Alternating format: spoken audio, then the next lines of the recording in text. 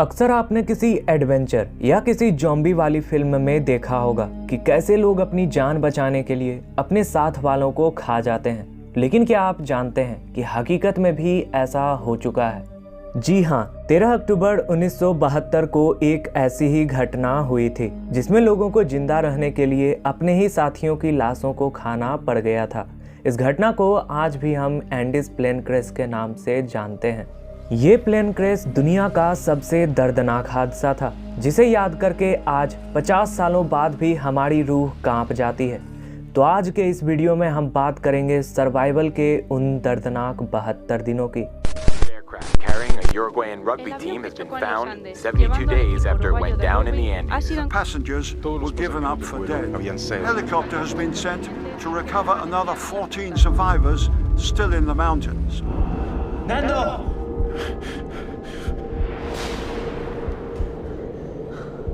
Wake up! इस कहानी की शुरुआत होती है 12 अक्टूबर 1972 को, जब यूरुग्वेन एयरफोर्स फ्लाइट 571 साउथ अमेरिका के यूरुग्वे शहर से चिली की राजधानी सैंटियागो जाने के लिए उड़ान भरता है।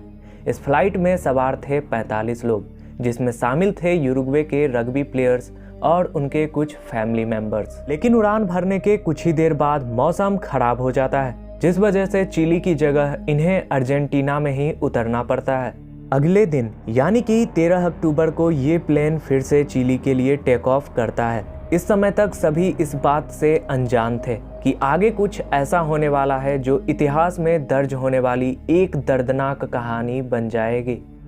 जब ये प्लेन एंडीज की पहाड़ियों के ऊपर से गुजर रहा था, तभी अचानक से मौसम बिल्कुल खराब हो जाता है। प्लेन के चारों ओर बादल छा जाते हैं, जिसकी वजह से आगे का रास्ता भी नहीं दिख रहा था और तभी प्लेन में कई अलार्मिंग सिस्टम भी बजने लगते हैं। धीरे धीरे जैसे ये बादल छंटता है, उन्हें पता चलता है कि वो पहाड़ों के काफ़ी करीब आ चुके हैं और एक चट्टान तो उनके बिल्कुल सामने है, जिससे बचने के लिए वे प्लेन को पूरे पावर के साथ ऊपर उड़ाने की कोशिश में लग जाते हैं। लेकिन अफसोस, उनकी ये कोशिश नाकाम होती है और ये प्लेन जाकर पहाड़ियों से टकरा जाता है।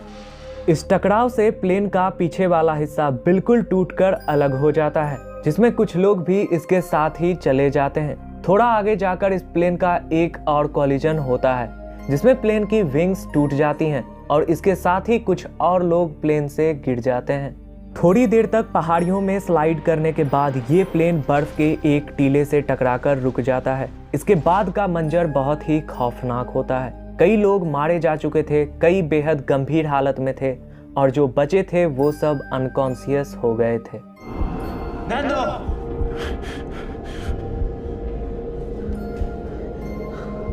Wake up! इस समय 45 पैसेंजर्स में केवल 35 लोग जिंदा बचते हैं। किसी को ये पता नहीं होता कि वे कहाँ हैं, क्योंकि इस प्लेन ने एंडीज की बर्फीली पहाड़ियों में से किसी एक पहाड़ी में क्रैश किया था।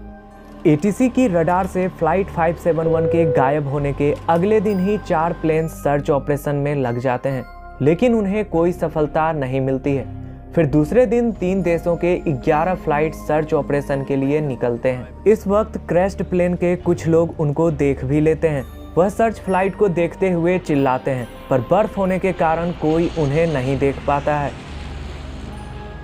इस रात 5 और घायल लोगों की मौत हो जाती है, लेकिन 3 दिन बाद कोमा में रहे एक पैसेंजर फर्नांडो पेराडो को होश आ जाता है, जिन्हें जागने के बाद ये पता चलता है कि उनकी मां की मौत हो चुकी है और उनकी बहन भी सीरियस हालत में है। जिसके बाद वे अपनी बहन को बचाने की पूरी कोशिश करते हैं, लेकिन कुछ दिनों में उनकी बहन की भी मौत हो जाती है। इधर 8 दिनों तक सर्च ऑपरेशन चलाने के बाद उसे बंद कर दिया गया, क्योंकि मौसम खराब होने के कारण इतने दिनों तक वहां किसी का जिंदा रह पाना मुमकिन नहीं था। रात के समय में टेम्परेचर -40 डिग्री तक पहुंच जाता था, जिससे बचने के लिए इन लोगों ने टूटे फ्लाइट के टुकड़ों को इकट्ठा किया और प्लेन को सील करने की कोशिश की।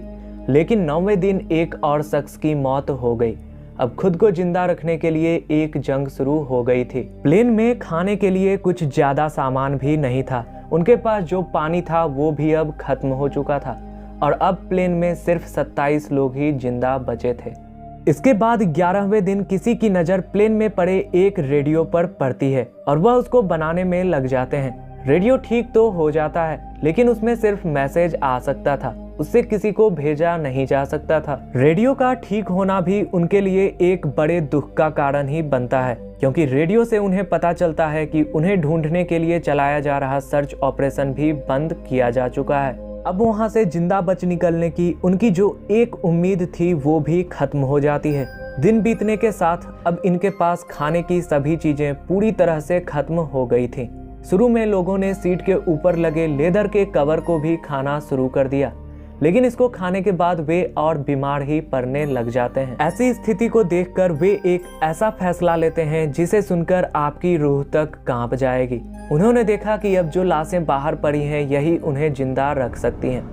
इसके अलावा उनके पास अब कोई चारा नहीं था, और सबसे बड़ी बात ये थी कि ये लाशें उनके अपनों की थीं, लेकिन हालात ही ऐसे थे कि उन्हें अपनों की लाशों को खाना पड़ गया।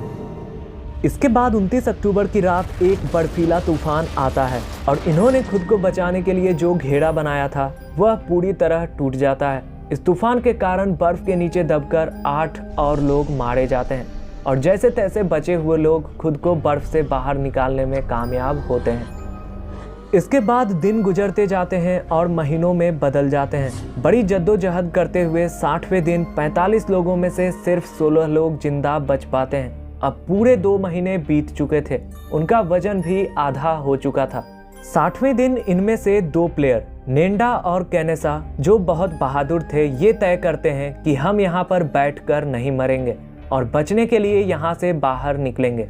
एक तीसरा शख्स भी इनके साथ शामिल हो जाता है। बर्फ ज्यादा होने के कारण हाथ पैर को गलने से बचाने के लिए फ्लाइट की सीट के कवर और दूसरे सामानों को मिलाकर ये ड्रेस भी तैयार करते हैं। आगे फैसला ये होता है कि ये यहाँ से वेस्ट की तरफ जाएंगे और ये 3 दिनों तक वेस्ट की ओर चलते हैं। 3 दिन के बाद उनके पास जो मांस था वो भी खत्म होने लगा था। ऐसे में ये तय किया जाता है कि तीसरा शख्स वहां से लौट जाएगा। वापस जाने के लिए ये रास्ता काफी आसान था, क्योंकि ये लोग पहाड़ चढ़ रहे थे। ऐसे में वापस जाने वाला रास्ता ढलान था, और ये लोग 3 दिन के सफर में जहां पर पहुंचे थे, तीसरे शख्स को वहां से वापस लौटने में सिर्फ 1 घंटे का समय लगता है। इससे आप समझ सकते हैं कि इन पहाड़ों पर चढ़ना कितना मुश्किल होगा। 8 दिनों तक लगातार चलने के बाद अब भी इन्हें अपने चारों ओर सिर्फ पहाड़ ही पहाड़ नजर आ रहे थे, लेकिन ये दोनों हिम्मत नहीं हारते हैं। कुछ दूर पर इन्हें एक ऐसी पहाड़ी दिखती है जिस पर बर्फ नहीं थी, और ये उस पहाड़ की ओर जाने का डिसीजन लेते हैं। 10 दिनों तक चलने के बाद फाइनली ये उस पहाड़ पर पहुंच जाते हैं। 21 दिसंबर को इन्हें वहां हरियाली और गाय दिखती है। दोनों लगातार चले जा रहे थे, लेकिन बोलने की हालत में नहीं थे। दोनों चलते चलते नदी के किनारे पर पहुंच जाते हैं। तभी इनको दूसरी तरफ 3 लोग दिखाई देते हैं। ये दोनों पूरी जोर से चिल्लाते हैं, लेकिन नदी के पानी की शोर में इनकी आवाज दब जाती है।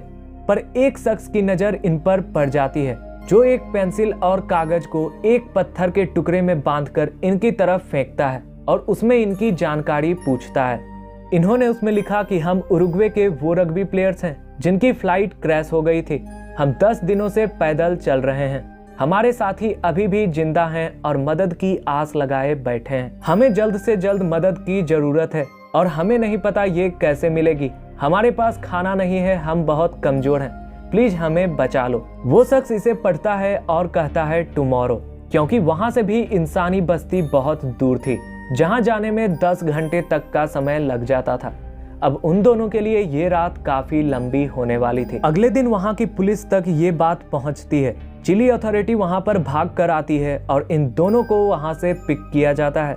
इनकी हालत इतनी खराब थी कि इन्हें पहले हॉस्पिटल में एडमिट किया जाता है। इसके बाद अगले दिन इन दोनों को लेकर 3 हेलीकॉप्टर्स जाते हैं और बाकी बचे हुए लोगों को भी रेस्क्यू करते हैं। दोस्तों, ये सर्वाइवल की एक ऐसी घटना है जो हमें ये बताती है कि अगर हम हिम्मत ना हारें तो हम कुछ भी कर सकते हैं, किसी भी मुकाम को हासिल कर सकते हैं। दोस्तों, इस घटना से आपको क्या सीख मिली कमेंट जरूर करें, और अगर आप हमारे चैनल पर नए हैं तो सब्सक्राइब कर लें। फिर मिलेंगे किसी नए वीडियो में।